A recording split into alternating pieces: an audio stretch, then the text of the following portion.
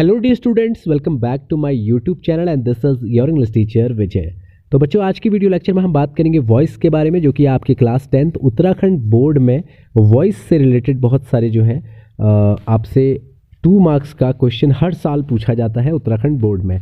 मैं आपको grammatical section के 2-2 नंबर के सारे क्वेश्चंस को 1 बाय 1 समझा रहा हूं, लेकिन वॉइस का जो टॉपिक है बच्चों वो मैंने नहीं पढ़ाया था, तो आज मैं आपको इसे पढ़ाने वाला हूं।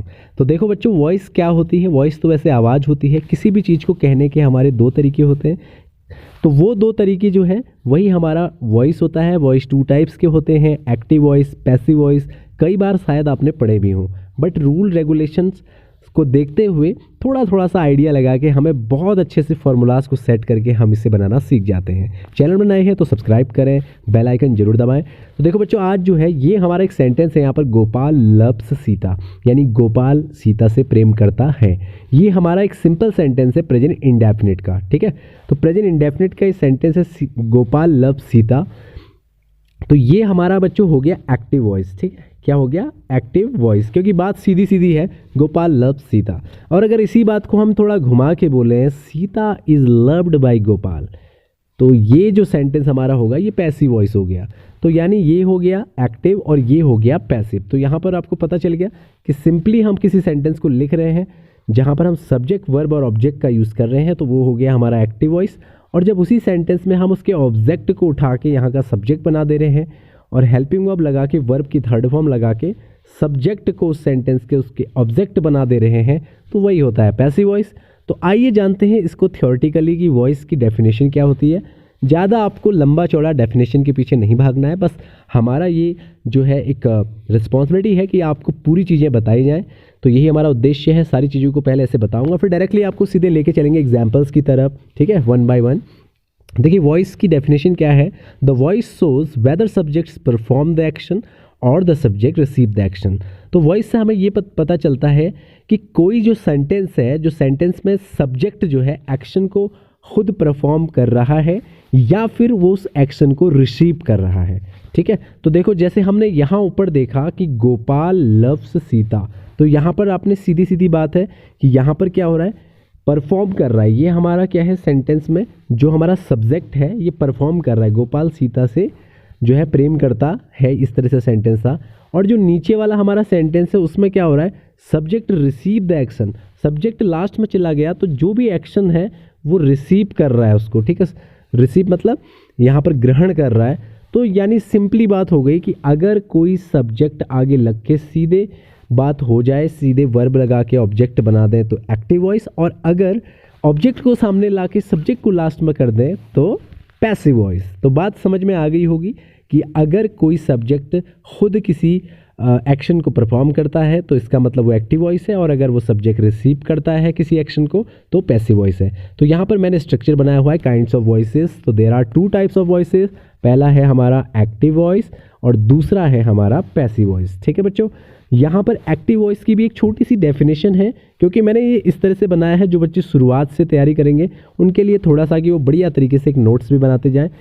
एक्टिव वॉइस किसे कहते हैं? When the subject of the verb acts the verb is said to be active voice. जब किसी सेंटेंस में उसका सब्जेक्ट जो है एक्ट करता है, ठीक है, तो उस सेंटेंस को हम एक्टिव वॉइस कहते हैं। अभी तो हमने ऊपर यही चीज़ पढ़ी है। तो जैसे हरी मेड अ मिस्टेक, हरी ने एक गलती की। लता इज सिंगिंग अ सॉन्ग, लता एक गाना गा रही है। तो यहाँ पर हमारे दोनों सेंटेंस बिल्कुल सिंपल है ना। यहाँ पर ऐसा आपको लग रहा है कि इसमें बाय वाई लगा के सब्जेक्ट इधर उधर कर रखे, नहीं कर रखे, बिल्कुल सिंपली। तो यहाँ बात समझ में आ गई होगी कि ये क्या है, एक्टिव वॉइस है, ठीक है। अब हम चलते हैं पैसिव वॉइस की तरफ। तो देखो बच्चों, पैसिव वॉइस में क्या होता है, when the subjects of the verb receive the action. जब किसी सेंटेंस में जो सब्जेक्ट है उस सेंटेंस का वो उस एक्शन को रिसीव करे। तो अभी हमने ऊपर जो सेंटेंस पढ़ा था उसी के साथ कंपेयर करके हम इसको पढ़ेंगे। देखो, एक्टिव में हमने पढ़ा था हरी मेड अ मिस्टेक, और यहाँ जो है पैसिव में हम इसी चीज़ को क्या पढ़ रहे हैं, इसी चीज़ को हम पढ़ रहे हैं, a mistake was made by Hari. तो आपने देखा कि हरी जो यहाँ शुरू में था यहाँ चला गया लास्ट में, तो इसका मतलब ये रिसीव कर रहा है उस एक्शन को, तो ये हो गया पैसिव वॉइस। इसी तरह Lata is singing a song, तो यहाँ पर क्या हुआ, a song is being sung by Lata. तो यहाँ जो लता है वो लास्ट में चली गई, यहाँ स्टार्ट में थी, तो जब वहाँ थी स्टार्टिंग में और यहाँ है लास्ट में, तो इसका मतलब ये हमारा पैसिव वॉइस हो गया। यानी यहाँ पर ये एक्शन को रिसीव कर रहे हैं और यहाँ पर ये एक्शन खुद ही कर रहे हैं। ठीक है, तो इस तरह से ये हो गए हमारे एक्टिव और पैसिव वॉइस का मामला। आई थिंक ये आपको समझ में आ गया होगा कि क्या होता है एक्टिव, क्या होता है पैसिव। तो फिलहाल इससे आगे बढ़ते हैं। अब आपको बहुत ही सिंपल तरीके से एक फॉर्मूला यहाँ पर मैंने बनाया हुआ है जिसको आप समझेंगे कि एक्टिव पैसिव क्या है। वैसे तो मैं बता ही चुका हूँ, बट फिर भी आपको ध्यान रखना है कि जो एक्टिव वॉइस है, एक्टिव वॉइस में बच्चों एक सब्जेक्ट होता है, जैसे गोपाल, लफ्ज़, वर्ब होती है और उसके बाद ऑब्जेक्ट सीता। तो ये हमारा सब्जेक्ट हो गया गोपाल, और जो लव है वो वर्ब हो गई और ऑब्जेक्ट हो गया। ठीक है, तो यहाँ पैसिव वॉइस बनाने के लिए हमें सेम इसका उल्टा करना पड़ता है कि जो ऑब्जेक्ट है यानी जो सीता है वो पैसिव वॉइस में सब्जेक्ट बन जाती है। ठीक है, पैसिव वॉइस में उसको हमने सब्जेक्ट बना लिया, यानी किसी भी सेंटेंस का जो ऑब्जेक्ट है वो पैसिव वॉइस में सब्जेक्ट बन जाता है। और यहाँ पर एक हेल्पिंग वर्ब लगती है, और वर्ब की हमेशा याद रखना कि थर्ड फॉर्म का यूज़ किया जाता है किसी सेंटेंस को पैसिव वॉइस बनाने में। ठीक है, और उसके बाद आपको क्या करना है, एक बाय लगा देना है और जो उस सेंटेंस का सब्जेक्ट है उसे उस सेंटेंस के लास्ट में लिख देना है। तो ये हो गया पैसिव वॉइस, ये हो गया एक्टिव वॉइस। तो हो क्या रहा है, यही तो हो रहा है कि सीता यहाँ चली गई, गोपाल वहाँ चला गया, बीच में एक हेल्पिंग वर्ब लग गई और वर्ब की फॉर्म थर्ड लगा दी, और एक बाय यहाँ पर ऐड है। हर जगह बाय बाय बाय लगता रहेगा। तो देखो बच्चों, ये थे हमारे एक सिंपल सा जो है फॉर्मूला। अब हम चलते हैं एक और नई चीज़ की तरफ जो आपको याद रखना बहुत ज़रूरी है। देखो बच्चों, इसमें एक ख़ास बात ये होती है कि जब आप एक्टिव में कोई सब्जेक्ट्स जो लिखे होते हैं, जब आप उनका पैसिव बनाते हैं तो वो सब्जेक्ट इस तरह से ऑब्जेक्टिव केस में बदल जाते हैं। ठीक है, यानी अगर किसी सेंटेंस में आपका सब्जेक्ट आई हो तो जब आप उसको ऑब्जेक्ट में ले जाओगे, यानी आपको पता है ना, हमने अभी पढ़ा था कि अगर सब्जेक्ट में आई होगा, ठीक है, तो ये दूसरे सेंटेंस में पैसिव बनाने के लिए हम इसको लास्ट में लिखेंगे। तो लास्ट में लिखेंगे तो सेंटेंस के, तो आई क्या बन जाएगा, मी बन जाएगा। क्या बन जाएगा, मी। अच्छा ये बताओ, अगर मी सामने हो तो क्या बन जाएगा, आई बन जाएगा। ऑब्वियस सी बात है, यानी अगर कोई सेंटेंस में आई अगर आपका सब्जेक्ट है तो वो पैसिव वॉइस बनाने में ऑब्जेक्ट में मी बन जाएगा, और अगर सब्जेक्ट वी है तो वो अस बन जाएगा, यू जो है वो यू ही रहेगा, दे जो है वो देम बन जाएगा, ही जो है वो हिम बन जाएगा, शी जो है वो हर बन जाएगी, इट जो है वो इट ही रहेगा, और नेम भी नेम ही रहेगा। तो आप इसका स्क्रीनशॉट भी ले सकते हैं, नोट्स बना सकते हैं। तो ये है हमारा एक्टिव और पैसिव में किस तरह से सब्जेक्ट्स को चेंज करते हैं, उसका बहुत ही बढ़िया सा फॉर्मूला। तो याद रखोगे ना इसको, बहुत आसान है, याद रखना। अब एक बात और बच्चों, ये चीज़ भी आपको ध्यान रखनी है कि अगर आपका ऑब्जेक्ट में हिम लिखा है, ठीक है, मतलब आपके सब्जेक्ट में अगर हिम वाली कंडीशन है, अगर आपको इसको आगे ले जाना होगा, सब्जेक्ट बनाना होगा हिम को, तो हिम ही हो जाएगा। हर को सब्जेक्ट बनाना तो शी हो जाएगा। ठीक है, अस को बनाना होगा तो वी हो जाएगा, मी को बनाना हो तो आई हो जाएगा। तो इस तरह से आपको ये चीज़ें याद रखनी है, बाकी प्रैक्टिस करते वक्त आपको बात समझ में आ ही जाएगी।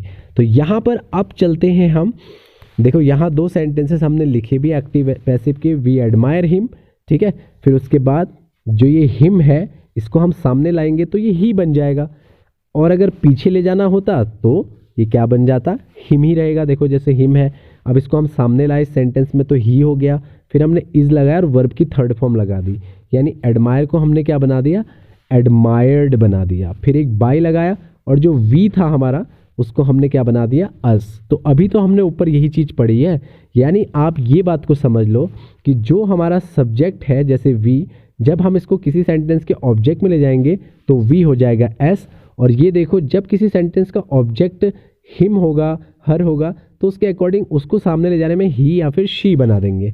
ठीक है, अब बात मुझे लग रहा है कि लगभग आपको बात समझ में आ गई होगी।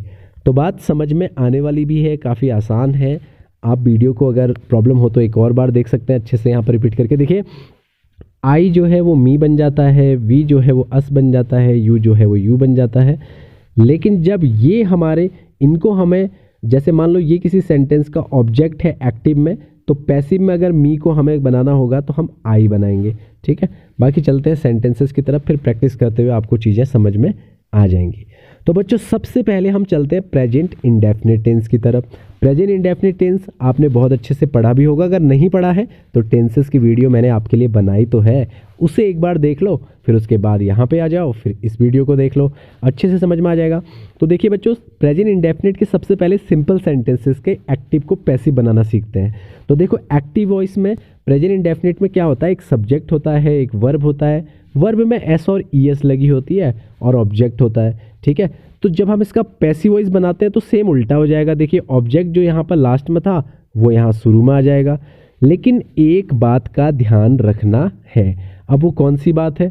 एक बात का ध्यान आपको ये रखना है कि जब आप जो है सेंटेंस में जब आप क्या करेंगे, जब आप प्रेजेंट इंडेफिनिट टेंस के सेंटेंस को बना रहे होंगे, प्रेजेंट इंडेफिनिट के सिंपल सेंटेंसेस को, तो उस दौरान आपको हेल्पिंग वर्ब लगानी होगी प्रेजेंट कंटिन्यूअस टेंस की। यानी अगर आपको प्रेजेंट इंडेफिनिट टेंस के सिंपल सेंटेंसेस का पैसिव वॉइस बनाना है तो जो आप हेल्पिंग वर्ब यूज़ करेंगे वो इज़ एम आर करेंगे, ठीक है। फिर वर्ब की थर्ड फॉर्म लगेगी और फिर लगेगा बाय, फिर बनेगा सब्जेक्ट। आपको ये तो पता ही है कि सब्जेक्ट यहाँ आ जाता है, ऑब्जेक्ट वहाँ चला जाता है, यहाँ पे एक हेल्पिंग वर्ब आती है और प्रेजेंट इंडेफिनिट में वो हेल्पिंग वर्ब कौन सी होती है, इज़ एम आर, ठीक है। और वर्ब की हमेशा थर्ड फॉर्म रहती है, बाय तो हर जगह लगा रहता है सब्जेक्ट से जस्ट पहले। तो ये बात आपको समझ में आ गई होगी कि प्रेजेंट इंडेफिनिट के जो भी सेंटेंसेस हैं उन्हें पैसिव बनाने के लिए हमें इज़ एम आर जो है हेल्पिंग वर्ब यूज़ करनी होती है। तो चलते हैं फिर आप सेंटेंसेस की तरफ, अभी आपको सारी बात समझ में आने वाली है। तो देखो पहला सेंटेंस है एक्टिव वॉइस का, Ram place cricket. Ram place cricket, तो यहाँ पर हमारा जो क्रिकेट है उसको हमने सबसे पहले लिख दिया पैसिव में। फिर उसके बाद देखिए क्रिकेट जो है सिंगुलर है तो सिंगुलर के साथ हमने इज़ लगा दिया, और अगर प्लूरल होता तो आर लगा देते, ठीक है। तो यहाँ पर देखिए क्रिकेट इज़, उसके बाद वर्ब की थर्ड फॉर्म प्लेड, फिर बाई लिखा और राम हो गया, ठीक है। तो अब आप इस फॉर्मूले को देखिए, मैं आपको मैच करके दिखा देता हूँ। तो हमने क्या किया, ऑब्जेक्ट को यानी जो क्रिकेट था उसको सबसे पहले लिख दिया, यही तो हमने पैसिव वॉइस के फॉर्मूले में लिखा है, इसको ध्यान से देखिए। उसके बाद इज़ एम आर लगाया, इज़ एम आर की जगह यहाँ केवल इज़ लगाया क्योंकि क्रिकेट सिंगुलर है, तो क्रिकेट इज़। फिर वर्ब की थर्ड फॉर्म थी, वर्ब की थर्ड फॉर्म लगाई प्ले का प्लेड, फिर बाय लगाया बाय, और यहाँ पर सब्जेक्ट है राम तो राम राम ही रहेगा। अभी मैंने आपको ऊपर बताया था कि नेम जो है वो हमेशा नेम ही रहता है, जैसे राम लिखा हुआ था तो राम का ऑब्जेक्ट भी राम ही होता है, ठीक है। तो इस तरह से हमने ये बात समझ ली है। अब देखिए बच्चों दूसरा सेंटेंस, धीरे धीरे आपको समझ में आने लगेगा। आई टीच हर इंग्लिश, ये सेंटेंस है आई टीच हर इंग्लिश। तो कई बच्चे गलती क्या करेंगे कि इंग्लिश को उठा के सामने लिख देंगे, लेकिन यहाँ पर सेंटेंस को समझो, आई टीच हर इंग्लिश, मैं उसको अंग्रेजी सिखाता हूँ। तो यहाँ पर किसको सिखाता हूँ, हर, उसको। तो हमारा जो ऑब्जेक्ट है एक्चुअली वो हर है, ठीक है। तो हमने क्या किया, हम इस हर को सामने ले जाएंगे तो हर क्या बन जाएगा, शी। अभी तो हमने ऊपर पढ़ा था कि शी जो है वो क्या बन जाता है, हर, तो हर क्या बन जाएगी, सी। तो यहाँ पर हर को हमने शी बना लिया, और शी सिंगुलर होती है तो सिंगुलर के लिए इज़ लगा दिया। टीच का हो गया टॉट, और क्या पढ़ाती है फिर इंग्लिश, बाय, आई का क्या हो गया, मी। तो ये आपका सेंटेंस पूरा हो गया, ठीक है। यानी सेंटेंस हो गया आई टीच हर इंग्लिश में हर की जगह शी सिंगुलर है इज़ लगाया, और टीच का थर्ड फॉर्म टॉट, उसके बाद इंग्लिश, फिर लास्ट में बाय, और जो आई है उसको मी बना दिया। तो she is taught English by me, इस तरह से सेंटेंस हो जाएगा। नेक्स्ट देखिए, they fly kites. They fly kites, ये भी प्रेजेंट इंडेफिनिट का ही है। तो देखो काइट्स को सबसे पहले लिखा, तो काइट्स प्लूरल है ना, बहुत सारे काइट्स पतंगे, तो आर लगा दिया, यहाँ पर क्या लगा दिया, आर। उसके बाद फ्लाई का हो गया थर्ड फॉर्म फ्लोन, फिर एक बाय लगाया, और दे का क्या हो गया, दैम। तो इस तरह से हमारे जो सेंटेंसेस हैं वो पैसिव वॉइस में कन्वर्ट हो गए। तो उम्मीद है कि आपको यहाँ तक ये बात पूरी तरह से समझ में आ गई होगी कि प्रेजेंट इंडेफिनिट टेंस के सिंपल सेंटेंसेस को हम कैसे पैसिव वॉइस बना रहे हैं, ठीक है। अब चलते हैं आगे नेगेटिव सेंटेंस में कि नेगेटिव कैसे बनाएंगे। तो देखो बच्चों, नेगेटिव क्या होते हैं, नेगेटिव सेंटेंसेस में आपको पता है, जैसे नेगेटिव सेंटेंसेस नकारात्मक वाक्य, इसके जो एक्टिव होते हैं उनमें ऐसे लिखा होता है he does not love Sita. तो यहाँ पर आपको पता है डज नॉट डू नॉट लगता है ना, he does not love Sita, इस तरह से सेंटेंस है। तो हमने क्या किया, यहाँ पर सबसे पहले जो सीता है, यहाँ मैंने गलती से शी लिख दिया है, तो आप इसको सीता समझ लेना बच्चों, यहाँ पर थोड़ा सा टाइपिंग मिस्टेक हो गई है, ठीक है। He does not love Sita में सबसे पहले सीता लिख दिया, तो डज नॉट की जगह यहाँ हम क्या लिखेंगे, is not, am not, are not, ठीक है। यानी या तो इज नॉट, या तो एम नॉट, या तो आर नॉट। तो आपको पता है कि डू डज की जगह हम यहाँ इज एम आर का यूज़ कर रहे हैं। अभी मैंने बताया ना कि प्रेजेंट कंटिन्यूअस टेंस के जो हेल्पिंग वर्ब है इज एम आर यूज़ होगी। तो यहाँ पर सीता की जगह सीता आ गया यहाँ पर, जो कि मैंने शी लिख दिया था गलती से, और सीता सिंगुलर है तो इज लगा दिया, फिर उसके पीछे से नॉट लगा दिया, और वर्ब की थर्ड फॉर्म बाय हिम, ही का हिम हो गया। तो उम्मीद है कि आपको ये वाला नेगेटिव सेंटेंस भी समझ में आ गया होगा, ठीक है। यानी यहाँ पर हमने क्या किया, जो सीता है उसको सबसे पहले यहाँ पर लिख दिया, उसके बाद सीता सिंगुलर है तो इज लिख दिया, फिर नॉट की जगह नॉट ही रखा। यानी हमने चेंज क्या किया, हमने डज और डू की जगह पर इज या फिर एम या फिर आर का इस्तेमाल करना है। जो हमारा ऑब्जेक्ट होगा उसके अकॉर्डिंग हम इज एम आर लगाएंगे, क्योंकि ऑब्जेक्ट जैसे यहाँ पर सीता सिंगुलर है तो इज लगा दिया, ठीक है। अभी कहीं नीचे हम पढ़ेंगे कि प्लूरल होगा तो वहाँ आर लगा देंगे, एम लगा देंगे। तो अकॉर्डिंग टू ऑब्जेक्ट जो है आप हेल्पिंग वर्ब को अरेंज करेंगे। समझ गए बात को। तो अब चलते हैं दूसरे सेंटेंस की तरफ। They do not sing a song, तो ये हो गया हमारा sentence, they do not sing a song. तो देखो बच्चों यहाँ पर they do not sing a song है, तो अ सॉन्ग हमारा क्या हो गया, सब्जेक्ट, ठीक है। तो ये यहाँ पर भी सॉन्ग्स लिख दिया है, तो यहाँ पर होना चाहिए अ सॉन्ग, क्या होना चाहिए, अ सॉन्ग, ठीक है। सॉन्ग्स नहीं होगा, अ सॉन्ग होगा। तो यहाँ पर देखो बच्चों, अब हमने क्या देखा, अ सॉन्ग जो है वो सिंगुलर है, ठीक है।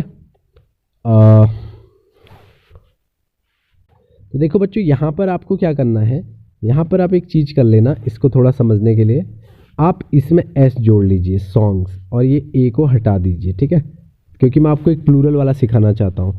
तो आप ये समझिए कि यहाँ लिखा है दे डू नॉट सिंग सॉन्ग, ठीक है।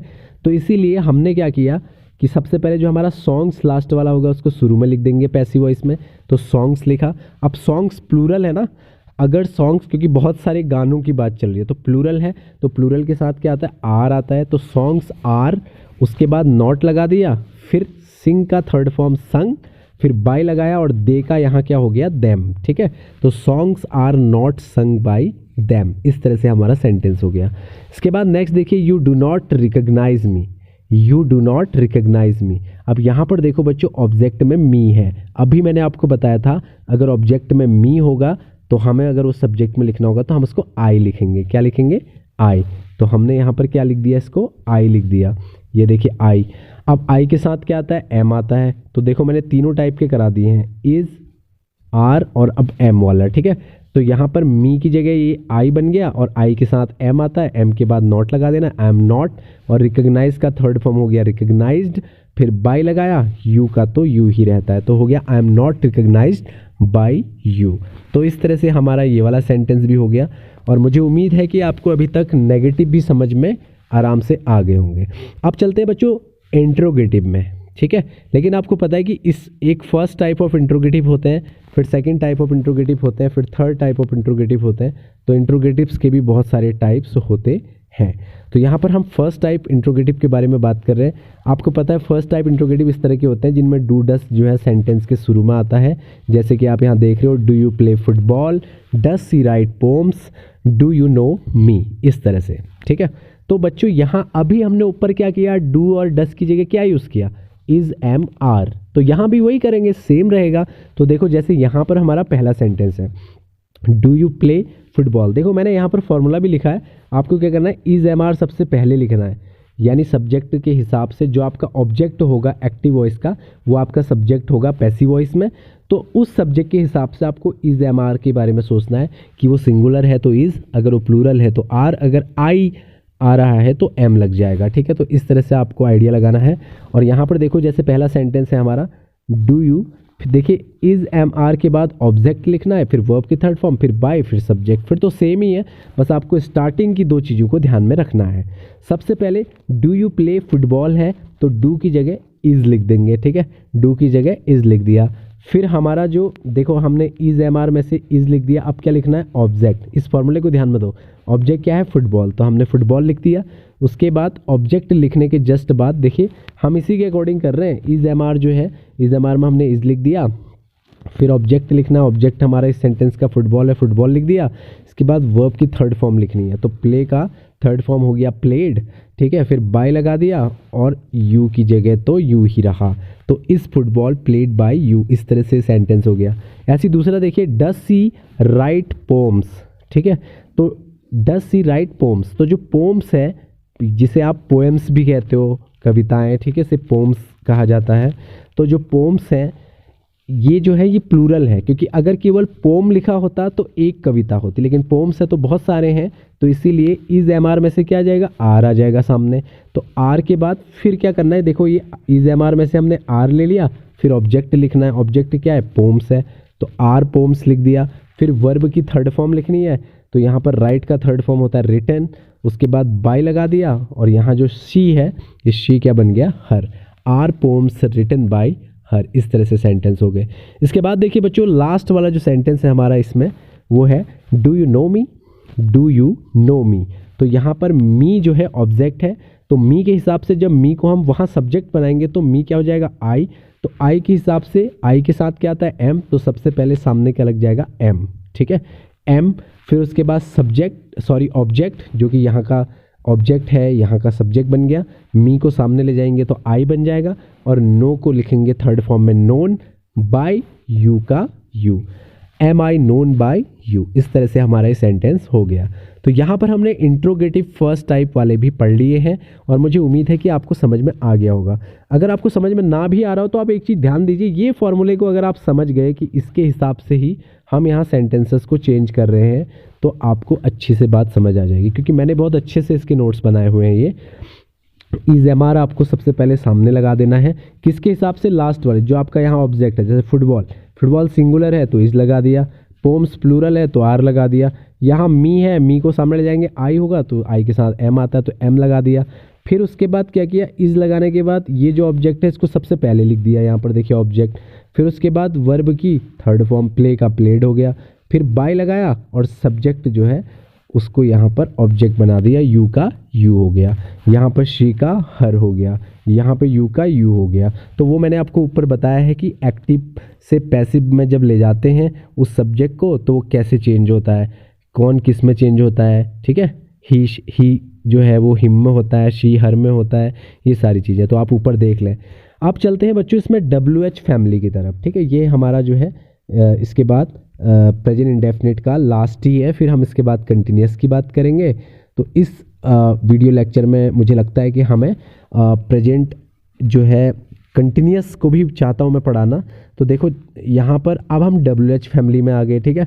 WH फैमिली में क्या होता है, WH फैमिली में आपको पता है कि सबसे पहले जो है इसमें WH फैमिली में व्हाट, व्हेन, व्हाई, वेयर, इस तरह की चीज़ें आ जाती हैं जो यहाँ पर लिखी हुई हैं। तो पहला सेंटेंस देखिए, when do you right poems, तो यहाँ पर पहला जो सेंटेंस है हमारा वो इस तरह से लिखा हुआ है, और यहाँ भी मैंने ऊपर फॉर्मूला लिखा हुआ है, आप समझ सकते हैं, when do you right poems, तो इस तरह से यहाँ पर सेंटेंस है।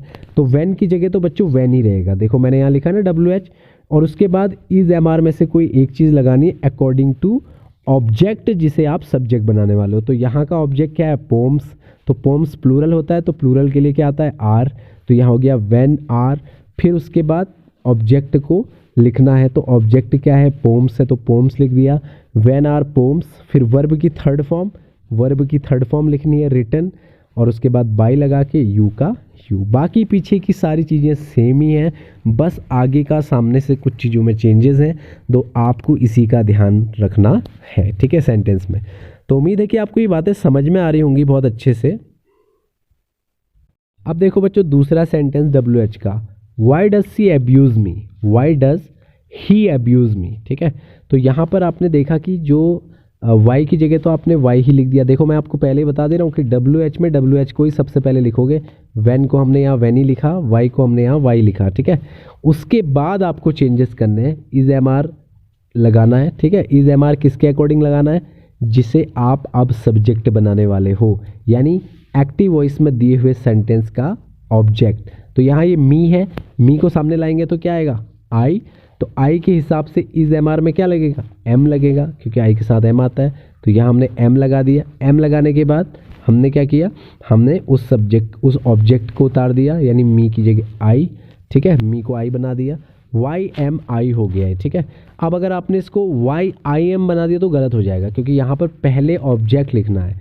इज एम आर लगाने के बाद पहले इज एम आर लगाना है, पहले डब्ल्यू एच लगाना है, डब्ल्यू एच लगा दिया, उसके बाद आपने क्या किया, डब्ल्यू एच लगाने के बाद फिर आपको इज एम आर में से कोई एक लगाना है। तो हमारा ऑब्जेक्ट मी है, इसी को हम सामने लाने वाले हैं, तो मी बन जाएगा आई, और आई के साथ एम आता है, इसलिए हमने यहाँ एम लगा दिया, ठीक है।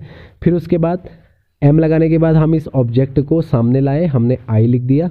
फिर वर्ब की थर्ड फॉर्म, ये देखिए जैसे जैसे फॉर्मूला है वैसे ही लिखा है, यहाँ पर एब्यूज्ड हो गया, और उसके बाद बाय लगाया, और ही का हिम ही रहा, ठीक है। इस तरह से सेंटेंस हो गया। नेक्स्ट देखिए, where do you see him, where do you see him, तो वेयर की जगह वेयर ही रहा, ठीक है। फिर अब यहाँ पर जो हिम है, अगर इसको सामने लाएंगे तो हिम क्या बन जाएगा बच्चों, ही बन जाएगा। तो ऑब्वियस सी बात है, ही सिंगुलर है तो ही के लिए यहाँ पर क्या आएगा, इज आएगा। तो वेयर इज़, फिर ही लिख दिया हमने, यानी ये हिम जो है इसको हम सामने ले गए ही। फिर उसके बाद सी का थर्ड फॉर्म सीन होता है, फिर बाय लगाया, और यू का पीछे क्या रहा, you. Where is he seen by you, इस तरह से सेंटेंस हो गया, ठीक है। समझ में आ गई होगी बात। अब नेक्स्ट इसमें एक चीज़ इंपॉर्टेंट है, वो है हु वाला और हुम वाला। तो बच्चों जब भी कभी कोई सेंटेंस एक्टिव वॉइस में हु में दिया हो तो उसके पैसिव बनाने में सबसे पहले बाय हुम लिख देते हैं, ठीक है।